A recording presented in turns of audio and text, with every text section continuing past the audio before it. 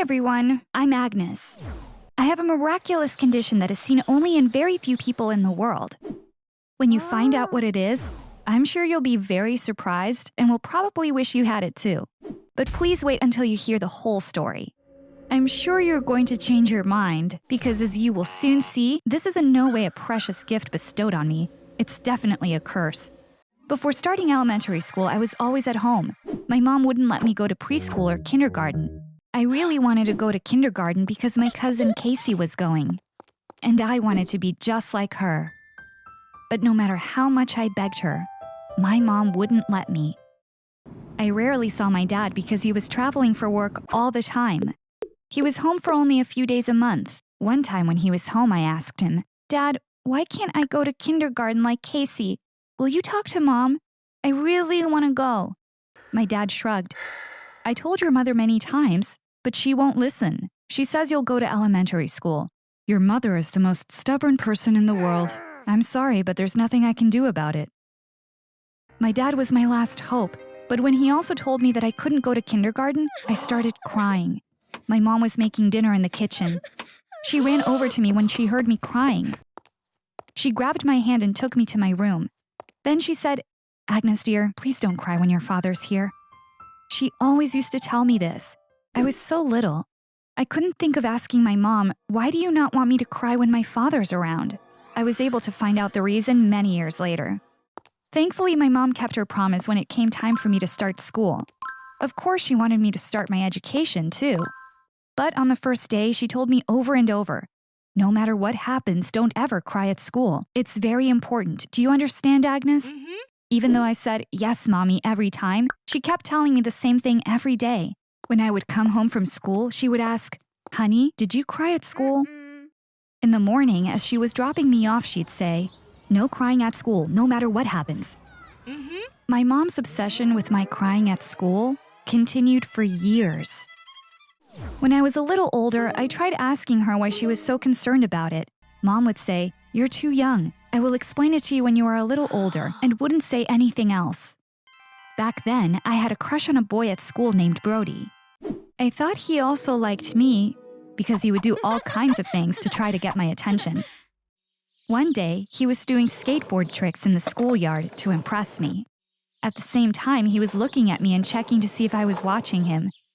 All of a sudden, his skateboard flew out from under his feet, and he fell really badly. I ran over to him right away. He was in so much pain that he started crying, not caring that I was standing next to him. He was sobbing uncontrollably. That moment, I noticed that liquid was coming out of his eyes and running down his cheeks. I was really surprised to see this because that's not what happens when I cry. I couldn't help myself and even touched his tear with the tip of my finger. Brody thought I was showing him affection and started crying more easily. And thanks to this, I was able to take a closer look at the liquid coming out of his eyes. You must be wondering why I was so surprised. Because when I cried, instead of liquid, I had small glass-like particles coming out of my eyes. Until then, I had never seen someone crying up close. That's why the liquid coming out of Brody's eyes had really surprised me.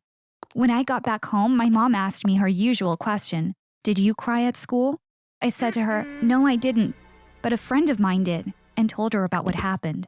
There were lots of questions in my mind. Was it Brody who cried in a strange way, or was it me? Did other people also have liquid coming out of their eyes, or did they have the small particles like me? I wanted to know which one of us was normal. My mom took a deep breath. Then she said, "Agnes, what I'm about to tell you will need to stay as our secret. You can't tell this to anyone, including your father." She started explaining that, first off, that liquid is called a tear, and told me that normally when people cry, salt water or tears come out of their eyes. But because I was a special kid, I cried differently.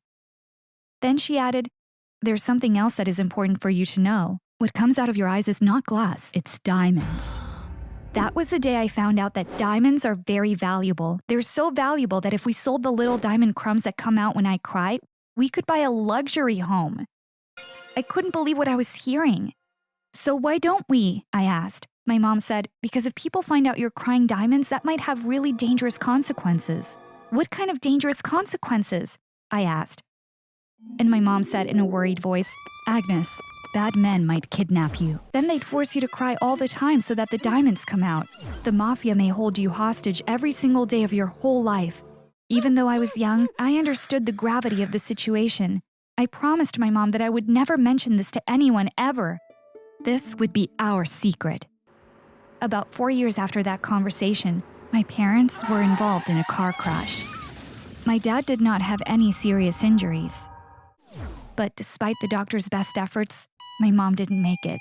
I felt like I was in a bad dream. I wouldn't be able to see the most beloved person in my life anymore. Despite my grief, I kept the promise that I had made to her. Not even one speck of diamond came out of my eyes at my mom's funeral. I didn't cry at all. People probably thought that I never cried because I was in shock, but that wasn't the case.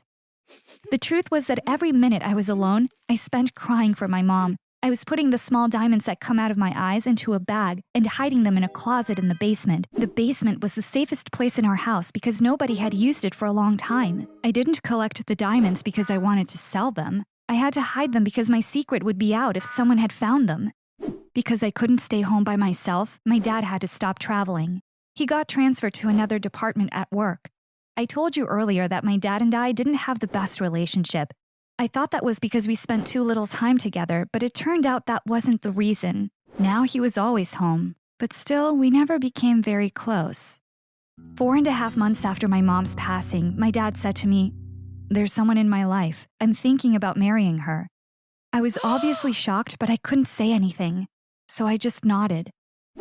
Now I had a stepmother. I was so sad that my dad had gotten married so quickly, and his new wife didn't seem like a nice person. And if that wasn't enough, my stepmother had a daughter named Nancy, and she was just like her mom. It didn't seem possible for me to have a relationship with them.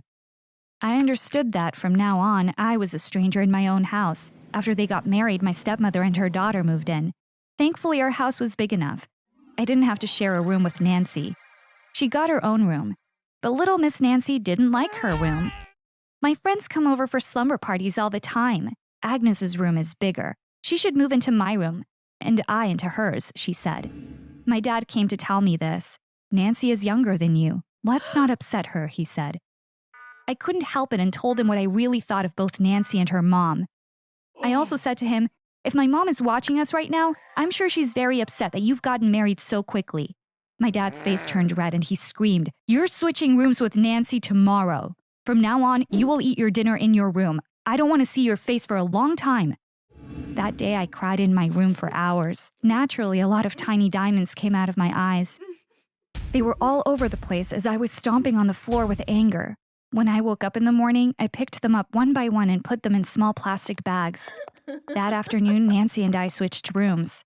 I had carefully picked up all the diamonds that had fallen around while I was crying. But unfortunately, I did the stupidest thing and left one of the bags under the bed. When Nancy found the plastic bag, she took it to her mom. Her mom figured out right away that the bag was full of diamonds. But still, she wanted to make sure by showing them to a jeweler she knew. When the man confirmed it, my stepmother told my dad about what happened. Nancy came to my room and told me my dad wanted to see me. I had no idea what had happened, but I still felt that something wasn't quite right. When I walked into the living room and saw the little bag full of diamonds, I was so shocked. My dad asked me, "Agnes, where did you find these?" I couldn't answer at first. I started rambling incoherently. My dad said, "There's a fortune in that bag. I'm asking you again, where did you find these diamonds?"